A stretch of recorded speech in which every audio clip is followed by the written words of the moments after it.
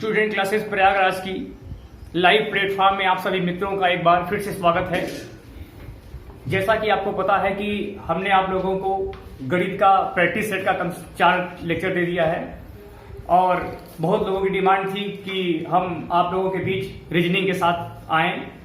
और जैसा कि आप जानते हैं कि हमने आपको रीजनिंग की कैलेंडर की पूरी कंप्लीट 6 लेक्चरों में पूरी क्लास दी थी और इसके बाद हमने सोचा कि हम आपके बीच कुछ कम समय में आपको कम से कम 7 तरह के सवालों को बताने के लिए हमने एक डिजाइन किया है, एक नया लेक्चर, जिसके माध्यम से आप इन 3 चैप्टरों से 3 जिसमें सवाल आपका टॉपिक है, पहला उपहार लेने और देने का सवाल, दूसरा है आपका हाथ मिलाने का सवाल और तीसरा है कि खंभों का सवाल। तो आप देख सकते हैं कि उपहार लेने देने वाले सवालों में भी आपके 2 तरह के सवाल आते हैं। एक आता है कुल उपहारों की संख्या ज्ञात करना और दूसरा आता है कि पार्टी में उपस्थित व्यक्तियों की संख्या ज्ञात करना।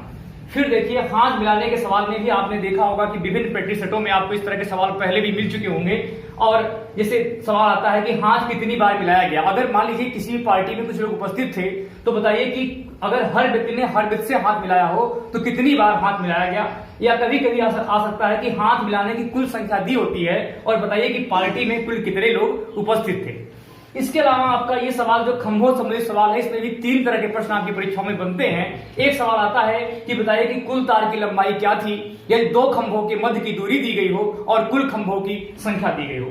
दूसरा सवाल आपका आता है कि खंभों की संख्या ज्ञात करना जबकि कुल तार की लंबाई और 2 खंभों के मध्य की दूरी दी गई हो। और कभी कभी आपका सवाल आता है कि 2 खंभों के मध्य की दूरी ज्ञात करना जबकि हमारे कुल तार की लंबाई और खंभों की संख्या दी गई हो। चलिए अब मैं शुरू करता हूं आपके पहले सवाल से कि उपहार लेने और देने का सवाल। आप लोग कॉपी कलम निकाल करके इसको सही ढंग से नोट कर लीजिएगा, क्योंकि हमें उम्मीद है कि अगर आप लोग हमारे साथ ये आधे घंटे लगे रहे तो आपका ये 7 सवाल कभी भी गलत नहीं होने वाला है। और आप जैसा जानते हैं कि विभिन्न प्रतियोगी परीक्षाओं में इससे संबंधित आपके सवाल अक्सर पूछे जाते हैं। चलिए मैं शुरू करता हूं उपहार लेने और देने का सवाल और टॉपिक नंबर पहला है आपका कुल उपहारों की संख्या ज्ञात करना। तो चलिए नोट करिए, सवाल में दिया गया है कि किसी पार्टी में यदि n लोग उपस्थित हों, किसी पार्टी में यदि n लोग उपस्थित हों, तब यदि हर व्यक्ति को उपहार दिया हो तो बताइए कि कुल कितने उपहार दिए गए। तो याद रखिएगा इसका सूत्र होता है कुल उपहारों की संख्या बराबर पार्टी में उपस्थित व्यक्तियों की संख्या, पार्टी में उपस्थित व्यक्तियों की संख्या माइनस व्यक्तियों की संख्या गुणे व्यक्तियों की संख्या -1, व्यक्तियों की संख्या और -1, ये सूत्र होता है। जैसा कि आप इसको लिख सकते हैं कि T total number of candidate जितने लोग थे बराबर n इंटू n-1। अब आप देख सकते हैं कि जहां पर T क्या है, T हमें वह है कि कुल पार्टी में कितने व्यक्तियों को कुल उपहार बांटे गए। तो यहां पर सूत्र होता है T, यहां पर पार्टी में उपस्थित व्यक्तियों की संख्या n है और n-1 माने 1 इसमें घटा करके गुणा कर देंगे तो जो मान आएगा वही पार्टी में उपस्थित व्यक्तियों की संख्या होगी। अब मैं आपको एक छोटा उदाहरण दे रहा हूं, हम सवाल बोल रहे हैं इसलिए कि अगर किसी पार्टी में 3 लोग उपस्थित थे, किसी पार्टी में 3 लोग उपस्थित थे और हर व्यक्ति को उपहार दिया हो तो बताइए कि कुल कितने उपहार दिए गए। अब आप देख सकते हैं जैसा कि हमने आपको बताया कि 3 व्यक्ति थे, यानी का मतलब 3 हो गया। अब आप देख सकते हैं कि 3 में से जब हम 1 कम करेंगे तो 3 और दूनी 6 हो जाएगा। इसका मतलब यह है कि कुल उपहारों की संख्या कितनी होगी, 6 होगी, यदि हर व्यक्ति को उपहार दिया हो। अब आपको हम समझा दे रहे हैं कि अगर आप विस्तार से लगाते तो कैसे लगाते।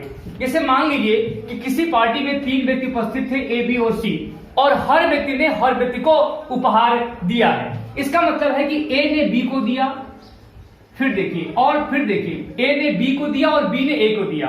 अब मैं बात करता हूं कि B ने C को दिया और C ने किसको दिया, B को दिया। अब देखिए यही उपहार C ने A को दिया और A ने सीख दिया। अब आप यहां पर गिन सकते हैं कि कुल उपहारों की संख्या आपकी 6 आ गई। लेकिन अगर ये संख्या ज्यादा हो जाएगी तो आपको लगाने में प्रॉब्लम हो जाएगी और इतने सवाल को इतना लंबा लिख करके आपको लगाने में दिक्कत होगी। इसीलिए मैंने आपको एक सूत्र लिखाया है कि जितना मान है उसमें एक और घटा करके गुना कर दीजिए, जो मान आएगा वही पार्टी में उपस्थित व्यक्तियों की संख्या होगी।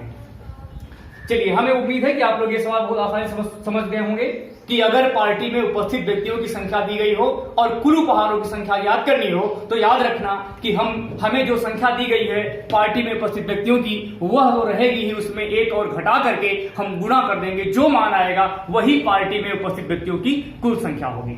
अब मैं आपको सवाल बोल रहा हूं और जल्दी से आप इसका जवाब दीजिए। सवाल में बोल रहा हूं कि किसी पार्टी में 10 लोग उपस्थित थे, 10 लोग उपस्थित थे। यदि हर व्यक्ति ने हर व्यक्ति को उपहार दिया हो तो बताइए कि कुल कितने उपहार बांटे गए। अब आप देख सकते हैं कि इसको इतना लंबा लगाएंगे, ABCD लिखते लिखते आपका समय बीत जाएगा। तो याद रखना कि जितना मान हो वह तो रहेगा ही, एक और घटा दीजिए, 10 9 90। इसका मतलब है कि देखिए आपने चुटकियों में इस सवाल को हल कर लिया और आपको कुछ करना नहीं पड़ा। बस एक बात याद रखना कि जो मान दिया है वह तो रहेगा ही, उस मान में हम एक घटाएंगे और उसका गुना कर देंगे, जो मान आएगा वही पार्टी में उपस्थित व्यक्तियों की संख्या होगी। अब इससे संबंधित आपको हम कुछ सवाल बोल दे रहे हैं, आप लोग अपने से घर लगा लीजिएगा। 9 व्यक्ति हों, 8 व्यक्ति हों, 12 व्यक्ति हों, 11 व्यक्ति हों, 16 व्यक्ति हों, 14 व्यक्ति हों, 30 व्यक्ति हों। इस सवाल को आप लोग अपने से लगा करके हमारे कमेंट बॉक्स में इसका कमेंट कर दीजिएगा, जिससे कि हम आप समझ सकें कि आपने जो सवाल लगाया वो सही था कि गलत था। चलिए, तो आप हमें उम्मीद है कि आप एक वैरायटी के सवाल समझ चुके होंगे। लेकिन अब देखिए, अब सवाल में थोड़ा दूसरा बताने जा रहा हूं, लेकिन इसी से लगेगा। अब लिखिए, दूसरी हेडिंग आप लोग नोट कर लीजिएगा कि यदि पार्टी में उपस्थित व्यक्तियों की संख्या न दे करके बल्कि कुल उपहारों की संख्या दी गई हो, कुल उपहारों की संख्या दी गई हो और हर व्यक्ति ने हर व्यक्ति को उपहार दिया हो तो बताइए कि पार्टी में कुल कितने व्यक्ति उपस्थित थे। अब आप देखिए, इस सवाल को लगाने के लिए चाहे तो आप इससे लगा लीजिए। अगर मैं आपको सवाल बोलता हूं, लिख लीजिए, नोट करिए सवाल एक, किसी पार्टी में कुल 110 उपहार बांटे गए, किसी पार्टी में कुल 110 उपहार बांटे गए। यदि हर व्यक्ति ने हर व्यक्ति को उपहार दिया हो तो बताइए कि उस पार्टी में कितने लोग उपस्थित थे। अब देखिए, यहां पर सवाल में हमको क्या ज्ञात करना है, टोटल नंबर आपका दिया है, अब हमको ज्ञात करना है कि कितने लोग थे। तो इसे लगाने का सूत्र यह है कि जब भी आपका कुल उपहारों की संख्या दी गई हो तो सदैव मान आपका क्रमिक गुणनखंड ही होगा। और इस क्रमिक, अब देखिए 110 का आप क्रमिक गुणनखंड करिए और ऐसा गुणनखंड करिए कि घटाने पर दोनों के बीच का अंतर जो है वो 1 है, निश्चित आ जाए। अब बड़ा वाला, जैसे यहां गुणनखंड करेंगे तो क्या होगा, 11 धम्मा 110 क्रमिक गुणनखंड है और बड़ा वाला मान ही आपका आंसर होगा। अर्थात आप देख सकते हैं कि इस पार्टी में कुल उपस्थित व्यक्तियों की संख्या 11 होगी। इस पार्टी में उपस्थित व्यक्तियों की संख्या 11 होगी। तो आप लोग शार्ट ट्रिक से इस बात को समझ लीजिए, यदि पार्टी में उपस्थित हुए व्यक्तियों की कुल संख्या दी गई हो और हमको यह ज्ञात करना, उपस्थित व्यक्तियों की संख्या हमको ज्ञात करनी हो और कुल उपहारों की संख्या दी गई हो तो हमको क्या करना है कि दिए गए उपहारों की संख्या का 2 क्रमिक गुणनखंड करते हैं और बड़ा वाला मान ही आपका उत्तर होता है। चलिए, इससे संबंधित मैं आप लोगों को एक सवाल और बताने जा रहा हूं। जो सवाल दिया गया है कि अगर मान लीजिए किसी पार्टी में कुल 72 उपहार बांटे गए, किसी पार्टी में कुल 72 उपहार बांटे गए, यदि हर व्यक्ति ने हर व्यक्ति को उपहार दिया हो तो बताइए कि पार्टी में कितने व्यक्ति उपस्थित थे। अब आप देख सकते हैं कि 72 का हम 2 क्रमिक गुणनखंड करेंगे, एक होगा 9, एक होगा 8। हमने कहा था कि बड़ा वाला मान ही आपका आंसर होगा। अगर जिसको समझ में न आता हो इसमें आप रख करके सिद्ध कर सकते हैं। 9 और 9 8 72, देख सकते हैं 9 8 72। अर्थात हमको क्या करना है कि दिए गए उपहारों की कुल संख्या में क्रमिक गुणनखंड करना है, सदैव इसका मान क्रमिक गुणनखंड में ही आएगा और बड़ा वाला मान ही आपका आंसर होगा। चलिए, इससे संबंधित मैं एक सवाल आपको और बोल रहा हूं। किसी पार्टी में कुल 56 उपहार बांटे गए, किसी पार्टी में कुल 56 उपहार बांटे गए। यदि हर व्यक्ति ने हर व्यक्ति को उपहार दिया हो तो बताइए कि पार्टी में कितने लोग उपस्थित थे। अब देख सकते हैं कि 8 सते 56, बड़ा वाला ही आपका आंसर होगा। इसका उत्तर आपका 8 हो जाएगा।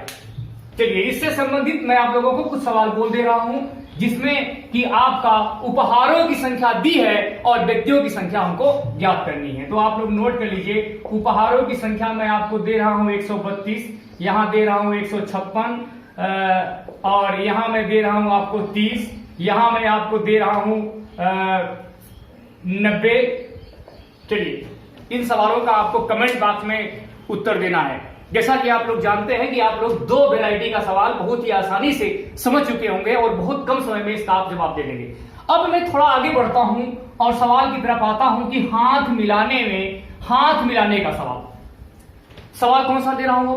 अभी तक तो क्या था, उपहार लेने देने का सवाल था। अब मैं क्या दे रहा हूं कि किसी पार्टी में उपस्थित व्यक्तियों की कुल संख्या दी गई हो, यदि हर व्यक्ति ने हर व्यक्ति से हाथ मिलाया हो तो बताइए कि पार्टी में कितने व्यक्ति उपस्थित थे। अब आप देख सकते हैं कि हाथ के मिलाने की संख्या, अब आप लोग जान सकते हैं कि यदि 2 व्यक्ति आपस में हाथ मिलाएंगे तो उसकी गणना हम एक बार करेंगे। 2 व्यक्ति मिलाएंगे तब एक बार गणना होगी। उपहार लेने देने में तो हर व्यक्ति को देता था, लेकिन इसमें जब 2 व्यक्ति मिलाएंगे तब एक माना जाएगा। तो याद रखिएगा कि जो सूत्र आपका पहले था वही बटे 2 हो जाएगा, n into n minus 2, n minus 1 बटे 2। अब आप सोचते होंगे कि यहां पर बटे 2 क्यों लिखा गया। देख लीजिए, जब आपका सवाल उपहार लेने देने का होगा तो बटे 2 नहीं रहेगा, लेकिन जब आपका सवाल ये हाथ मिलाने का आ जाएगा तो सूत्र में आपका बटे 2 के रूप में लिखा जाएगा। अब आप जिनको ये सूत्र याद है पहले वाला, इस सवाल को आप आसानी से लगा सकते हैं। चलिए, मैं एक सवाल बोल रहा हूं आपके लिए कि किसी पार्टी में यदि 10 लोग उपस्थित थे, किसी पार्टी में यदि 10 व्यक्ति उपस्थित थे, हर व्यक्ति ने हर व्यक्ति से हाथ मिलाया हो, तो बताइए कि कुल कितनी बार हाथ मिलाया गया। जैसा कि आप देख सकते हैं कि हाथ मिलाने का सवाल है, बहुत लोग डाउट हो जाते हैं, इस सवाल में गलतियां कर देते हैं। तो हमको इस बात का याद रखना है कि सवाल उपहार लेने देने का दिया है कि हाथ मिलाने का। याद रखना कि अगर सवाल उपहार लेने देने का होगा तो बटे 2 नहीं रहेगा, लेकिन अगर यही सवाल हाथ मिलाने का होगा तो बटे 2 होगा। बहुत लोग सोच रहे हैं बटे 2 हुआ क्यों, तो याद रखिए जब 2 व्यक्ति हाथ मिलाएंगे तो एक बार गिनती होगी, इसलिए यहां पर बटे 2 लिखा गया। अब आप देख सकते हैं कि n की वैल्यू आपकी 10 है और मैंने कहा था कि n माइनस 1 का मतलब है 10 में से 1 गए 9 और 10 9 90। इसका मतलब है कि अगर किसी पार्टी में 90 और बटे 2 हम क्यों करेंगे, अर्थात इसमें आप देख सकते हैं कि 45 बार हाथ मिलाया गया, 45 बार हाथ मिलाया गया। लेकिन अगर यही सवाल आपका रहा होता कि उपस्थित व्यक्तियों की संख्या ज्ञात करनी होती, दिया होता और पार्टी में हाथ न मिला करके बल्कि सवाल में उपहार लेने का सवाल होता, तो यही उत्तर आपका 90 हो जाता। ठीक है, चलिए अब मैं आप लोगों को सवाल बोल रहा हूं, नोट करिए। किसी पार्टी में कुल 6 लोग उपस्थित थे, किसी पार्टी में कुल 6 लोग उपस्थित थे, यदि हर व्यक्ति ने हर व्यक्ति से हाथ मिलाया हो तो बताइए कि कुल कितनी बार हाथ मिलाया गया। यदि हर व्यक्ति ने हर व्यक्ति से हाथ मिलाया हो तो बताइए कि कितनी बार हाथ मिलाया गया। तो आप देख सकते हैं कि 6 गुणे 5 बटे 2, 2 तिहाई 6 और 5 तिहाई 15। इसका मतलब है कि कुल कितनी बार हाथ मिलाया गया, तो आपका जवाब होगा कि हाथ जो मिलाया गया वो कितनी बार है, 15 बार है। चलिए अगला बोल रहा हूं, अगर 7 लोग उपस्थित थे, अगर 10 लोग 11 लोग उपस्थित थे, अगर 12 लोग उपस्थित थे और अगर 20 लोग उपस्थित थे, तो बताइए कि कितनी बार हाथ मिलाया गया। यहां पर हम आपको n की वैल्यू दे रहे हैं और आपको निकालना है कि हाथ के मिलाने की कुल संख्या क्या है। अब आप लोग 3 तरह के सवाल समझ गए हैं, हम अगले सवाल की तरफ बढ़ रहे हैं। चलिए, हमें उम्मीद है कि इस तरह के सवाल आप लोग कमेंट बॉक्स में इसका जवाब अवश्य देंगे। चलिए अब देखिए, इसमें एक सवाल आपका आता है, यदि हमको हाथ मिलाने की संख्या दी गई हो, क्या दी गई हो, कितनी बार हाथ मिलाया गया ये दिया गया हो और हमको बताना हो कि पार्टी में कितने व्यक्ति उपस्थित थे, तो याद रखना कि हमें सबसे पहले क्या करना है कि हाथ के मिलाने की संख्या, हाथ के मिलानों की संख्या गुणे 2 करके, हाथ के मिलानों की संख्या में 2 से गुना करके हम क्रमिक गुणनखंड करते हैं और जो मान आपका बड़ा वाला आता है वही पार्टी में उपस्थित व्यक्तियों की संख्या होती है। जैसा कि आप लोगों ने इसके पहले भी सवाल पढ़ा था, लेकिन इसमें 2 से गुना नहीं होता था। क्यों नहीं होता था? क्योंकि हमने पहले ही बता दिया कि हाथ जब मिलाएंगे तो 2 लोग मिलाएंगे तो 1 बार होगा। तो याद रखना कि हाथ के मिलानों की संख्या अगर आपको दी गई है और पार्टी में उपस्थित व्यक्तियों की संख्या निकालनी हो तो हमको क्या करना है कि हाथ के मिलाने की संख्या में हम 2 से गुना करेंगे और जो मान आएगा उसका हम क्रमिक गुणनखंड करके मान निकाल लेंगे और जो बड़ा वाला मान होगा वही उत्तर होगा। तो आप लोग नोट करिए, एक सवाल में बोल रहा हूं आप लोगों को कि किसी पार्टी में कुल 15 बार हाथ मिलाया गया, किसी पार्टी में कुल 15 बार हाथ मिलाया गया। यदि हर व्यक्ति ने हर व्यक्ति से हाथ मिलाया हो तो बताइए कि उस पार्टी में कुल कितने लोग उपस्थित थे। अब आप देख सकते हैं 15 दूनी 30 और 30 का जब हम क्रमिक गुणनखंड करेंगे तो एक आपका मान 6 आएगा और एक 5 आएगा। और जैसा कि आप लोग जानते हैं कि बड़ा वाला मान ही आपका आंसर होगा, अर्थात आपका उत्तर जो है वो पार्टी में कितने व्यक्ति उपस्थित थे तो 6 व्यक्ति पार्टी में उपस्थित थे। चलिए अब मैं बढ़ता हूं अगले सवाल की तरफ। चलिए, सवाल दिया है कि किसी पार्टी में कुल 28 बार हाथ मिलाया गया। यदि 28 बार हाथ मिलाया गया, यदि हर व्यक्ति ने हर व्यक्ति को उपहार दिया हो तो कुल कितनी बार उपहार दिया गया। हर व्यक्ति ने हर व्यक्ति से हाथ मिलाया हो तो पार्टी में कितने व्यक्ति उपस्थित थे। अब आप देख सकते हैं कि 28 का गुणा अगर हम 2 में करेंगे तो आपका उत्तर 56 आएगा और 56 का जब हम क्रमिक गुणनखंड करेंगे तो 8 और 7 56 आएगा। तो बड़ा वाला मान ही आपका पार्टी में उपस्थित व्यक्तियों की संख्या होगी। चलिए अब मैं कुछ सवाल आप लोगों को दे रहा हूं जिसको आपको घर से लगाना है। 36 का, यहां मैं आपको दे रहा हूं 55 का, और मैं एक सवाल आपको दे रहा हूं 6 का। इसका मतलब यह है कि ये आपके हाथ मिलानों की संख्या दी गई है, हाथ मिलाने की संख्या दी गई है। मुझे निकालना क्या है, पार्टी में उपस्थित व्यक्तियों की संख्या याद करनी है। तो जैसा कि आप लोगों को हमने सूत्र लिखा दिया, इस सवाल को बहुत ही आसानी से आप लोग लगा सकते हैं और आप देख सकते हैं कि इन 4 तरह के सवाल जब भी आपकी परीक्षाओं में आएंगे तब अब आप इसका जवाब बहुत ही आसानी पूर्वक से दे पाएंगे। चलिए अब मैं थोड़ा अगले सवाल की तरफ बढ़ता हूं और ये आपका सवाल है खंभों से रिलेटेड, कि खंभों से संबंधित आपके पास 3 तरह के सवाल आते हैं। मैंने कहा कि पहला सवाल आता है कुल तार की लंबाई ज्ञात करना, जबकि खंभों की संख्या और 2 खंभों के मध्य की दूरी दी गई हो।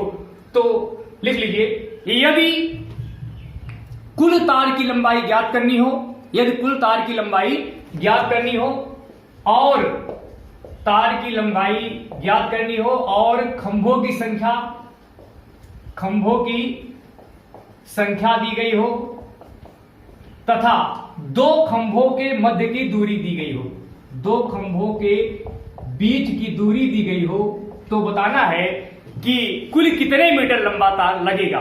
तो इसका सूत्र है टोटल लंबाई, तार की लंबाई n-1 इंटू डी। तो सबसे पहले आप लोग यह बात समझ लीजिए कि इस सूत्र में t की वैल्यू क्या है, n की वैल्यू क्या है और d की वैल्यू क्या है। तो याद रखिएगा, t का मतलब है टोटल लेंथ ऑफ जो तार है, तो तार की लंबाई है t, n जो है वो खंभों की संख्या है और d जो है वो 2 खंभों के मध्य की दूरी है। अब मैं आपको छोटा सवाल सुनाने जा रहा हूं। सवाल लिख लीजिए, यदि 2 खंभों के मध्य की दूरी 20 मीटर हो, यदि 2 खंभों के मध्य की दूरी 20 मीटर हो तो बताइए कि 3 खंभों के मध्य कुल कितने मीटर लंबा तार लगेगा। अब आप देखिए, अगर इस छोटा सवाल होता तो हम ऐसे लगाते। अब आप देख सकते हैं कि खंभे 3 थे लेकिन गिनती 2 की ही हो रही है। क्यों होगी? क्योंकि इसका यहां से बांधा गया तो यहां से यहां तक 2 खंभों के 1 होगा, ये इसको मिलाकर के 2 होगा, तो यहां 20 और यहां 20 कितना हो गया, 40 हो गया। लेकिन अगर आप इस तरीके से लगाएंगे बहुत लंबा पड़ जाएगा, लिखते लिखते आप थक जाएंगे, बहुत लंबा सवाल पड़ जाएगा। तो याद रखिएगा कि जितने खंभे हों उसमें एक आप क्या करेंगे, घटा देंगे और मध्य की दूरी अगर 20 दी है तो 20 दूनी 40 मीटर, अर्थात 3 खंभों के मध्य, यदि 2 खंभों के मध्य की दूरी 20 मीटर है तो कितना मीटर लंबा तार लगेगा। इसे ज्ञात करने के लिए जितने खंभे हैं उससे 1 खंभे कम करके मध्य की दूरी से हम गुणा कर देते हैं। ऐसा क्यों करते हैं? आप जानते हैं कि अगर एक खंभा जिस जगह बांधा गया है वहां से जब 2 खंभे की दूरी होगी तब वो डिस्टेंस निकल पाएगी, इसीलिए यहां पर 1 खंभा कम कर दिया जाता है। चलिए, इससे संबंधित मैं आप लोगों को कुछ सवाल बोल दे रहा हूं, जिससे कि आप लोग इस सवाल को अच्छी पूर्वक से सावधानी पूर्वक से लगा सकते हैं। चलिए, सवाल आपके बीच ये रहा कि 10 खंभों के मध्य कितने मीटर लंबा तार लगेगा यदि 2 खंभों के मध्य की दूरी 60 मीटर दी गई हो। 10 खंभों के मध्य कुल कितने मीटर लंबा तार लगेगा यदि कुल 2 खंभों के मध्य की दूरी दी गई हो। अब देखिए, आप देख सकते हैं कि 10 खंभे का मतलब यहां 9 ही होगा। क्यों होगा 9? मैंने पहले बता दिया है। तो 10 में से 1 गए 9 और 9 छके 54। आप देख सकते हैं कि कुल तार की लंबाई आपकी कितनी होगी? 540 मीटर होगी। अब आप क्या करेंगे कि n का मान आप बदल दीजिए। कभी n का मान 8 दे देगा, कभी 12 दे देगा, कभी n का मान लीजिए 30 दे दिया, 30 दे दिया, कुछ भी दे सकता है। अब देखिए, अगर d की वैल्यू आपकी 30 है, यहाँ 40 है और यहाँ 50 है, तो हमें इसमें तार की लंबाई ज्ञात करना बहुत ही आसानी से हम ये ज्ञात कर सकते हैं कि उसमें कुल कितने मीटर लंबा तार लगाना पड़ेगा। तो आप देख सकते हैं कि आप 5 तरह के सवाल समझ गए हैं और 2 तरीके के सवाल आपके भी और बचे हुए हैं। चलिए, अब देखिए, सूत्र 1 लिखूंगा, लेकिन इसमें संबंधित आपको 3 सवाल लगा सकते हैं आप। अब देखिए, एक सवाल आपका बनता है कि यदि कुल तार की लंबाई दी गई हो और 2 खंभों के मध्य की दूरी दी गई हो और हमें खंभों की संख्या ज्ञात करनी हो, तब भी आप इसी सूत्र से सवाल को लगा सकते हैं। जैसा कि मैं आपको सवाल बोल रहा हूं कि यदि कुल तार की लंबाई 500 मीटर है और 2 खंभों के मध्य की दूरी आपकी 50 मीटर है, तो बताना है कि बताइए कि कुल कितने खंभे लगेंगे, खंभों की संख्या ज्ञात करनी है। आप देख सकते हैं कि हमने यहां पर भाग दिया तो 0 0 कट जाएगा, 5 से भाग देंगे तो 10 आएगा, लेकिन हमको करना है इधर पक्षांतर करेंगे तो 10 और 1 कितना हो जाएगा? 11 हो जाएगा। तो इस बात का हमें याद रखना है। चाहे तो आप सीधे लिख सकते हैं कि अगर मुझे n का मान ज्ञात करना है तो T/D करके 1 जोड़ देंगे, सीधे लगाना होता। लेकिन या चाहे तो इसी से आप पक्षांतर करके सवाल का जवाब दे सकते हैं। यहां पर सवाल था 500, यहां था 50, जो आएगा उसमें हम 1 जोड़ देंगे। अब आप देख सकते हैं कि कुल 11 खंभों की आवश्यकता होगी। अब देख रहे हैं आपकी सवाल सूत्र 1 है, वो सवाल आप 3 तरह के सवाल इसी सूत्र के माध्यम से लगा सकते हैं। चलिए, इससे संबंधित मैं आप लोगों को एक सवाल और बोल रहा हूं। यह सवाल आपका है कि यदि 2 खंभों के मध्य की दूरी 40 मीटर हो, 2 खंभों के मध्य की दूरी 40 मीटर हो और कुल तार की लंबाई 800 मीटर हो, तो बताइए कि खंभों की संख्या क्या होगी? अब आप देख सकते हैं इस सवाल को आप आसानी से लगा सकते हैं। 40 से जब आप भाग देंगे तो इसका मान आपका 20 आएगा और इसको पक्षांतर करेंगे तो 20 और 1 कितना हो जाएगा? 21 हो जाएगा। अब आप लोगों ने 6 सवाल बहुत आसानी पूर्वक समझ लिया। अब मैं बढ़ता हूं अंतिम सवाल और 7वें सवाल की तरफ, और इसमें सवाल दिया गया है कि यदि 2 खंभों के मध्य की दूरी पूछी जाए, और खंभों की संख्या और कुल तार की लंबाई दी गई हो, तब अर्थात हमें ज्ञात क्या करना है? हमको D ज्ञात करना है कि 2 खंभों के मध्य की दूरी क्या होगी। चाहे तो आप सीधे लिख सकते हैं D बराबर T/N-1। अब सवाल नोट करिए आप लोग। 2 खंभों के मध्य की दूरी ज्ञात करिए यदि कुल तार की लंबाई 1200 मीटर हो और खंभों की संख्या 13 हो। खंभों की संख्या कितनी हो? 13 हो। तो आप देख सकते हैं 13 में से 1 गया 12, और जब हम इसमें भाग देंगे तो D की वैल्यू आ जाएगी 100। अर्थात इसका मतलब है कि 2 खंभों के मध्य की दूरी कितनी होगी? 100 मीटर होगी। बहुत ही आसानी से आप लोगों ने इस 7 सवाल को समझ लिया है। अब इससे संबंधित हम आप लोगों को कुछ सवाल बोल दे रहे हैं, जिसका आपको कमेंट करके इन 7 सवालों का जवाब बहुत ही आसानी पूर्वक से आपको देना है। अगर जिसको नहीं समझ में आएगा आप कमेंट करिएगा, हम समय मिलेगा तो फिर आपको समझाएंगे बढ़िया से। ठीक है, चलिए सवाल आप लोग नोट कर लीजिए। हम इनसे संबंधित आप लोगों को सवाल बोल दे रहे हैं। चलिए अगला सवाल नोट करिए कि किसी पार्टी में कुल 12 लोग उपस्थित थे। यदि हर व्यक्ति को उपहार दिया हो तो बताइए कि कुल कितने उपहार दिए गए। हर व्यक्ति को उपहार दिया हो तो बताइए कि कुल कितने उपहार दिए गए। अगले सवाल की तरफ बढ़िए। सवाल में दिया है कि दो खंभों के मध्य की दूरी 30 मीटर है। दो खंभों के मध्य की दूरी 30 मीटर है। दो खंभों के मध्य की दूरी 30 मीटर है। यदि कुल 12 खंभे लगे हों तो कुल कितने मीटर लंबा तार लगेगा। चलिए अगला सवाल लिखिए। किसी पार्टी में कुल 72 बार हाथ मिलाया गया। यदि हर व्यक्ति से हाथ मिलाया हो तो उस पार्टी में कितने लोग उपस्थित थे। चलिए अगला सवाल आप लोग नोट करिए कि किसी पार्टी में कुल 110 उपहार बांटे गए। यदि हर व्यक्ति को उपहार दिया हो तो बताइए कि उस पार्टी में कितने व्यक्ति उपस्थित थे। चलिए आज हमारी क्लास आज यही तो समाप्त हो रही है। हमने आपको कुछ क्वेश्चन दिए हैं जिसको आप लोग सॉल्व करके कमेंट बॉक्स में इसका आप लोग जवाब दीजिएगा। और जो भी अगर पिछले क्वेश्चन में आपको किसी तरह की समस्या होगी तो आप लोग इसका कमेंट करिएगा।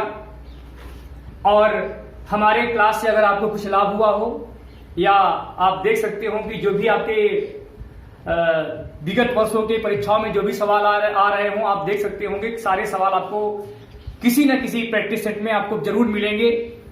और यदि आपको कुछ भी लाभ हुआ हो तो आप इसका कमेंट और शेयर करना मत भूलिएगा और हमारी चैनल को सब्सक्राइब जरूर करिएगा। धन्यवाद।